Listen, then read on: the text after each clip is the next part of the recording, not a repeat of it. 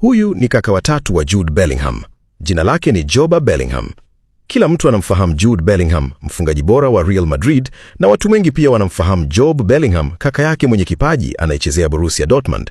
Lakini kile ambacho watu wengi hawakijui ni kwamba kuna kaka wa tatu, Jobe, ambaye alichagua njia tofauti kabisa.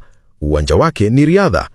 Wakati Jude Bellingham aking'ara Ulaya, akishinda mataji na kuburudisha mashabiki wa Real Madrid, na Jobe Bellingham akitengeneza njia yake huko Borussia Dortmund, Jobe ameingia kwenye ulimwengu mwingine, ulimwengu wa kasi. Jobe anajulikana kwa kasi yake ya ajabu. Yeye ni mkimbiaji wa mbio fupi. Anatumia siku zake kufanya mazoezi ya nguvu, kuanza kwa kasi ya mlipuko na miondoko sahihi.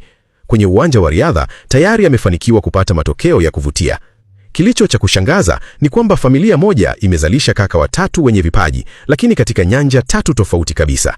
Jude, nyota wa kimataifa ambaye anawakilisha mustakabali wa mpira wa miguu. Jobe, mchezaji mdogo anayechipukia akijiandaa kufuata nyayo za kaka yake mkubwa, na Jobe, kaka asiyejulikana sana ambaye anaweza kujitengenezea jina katika mchezo tofauti kabisa.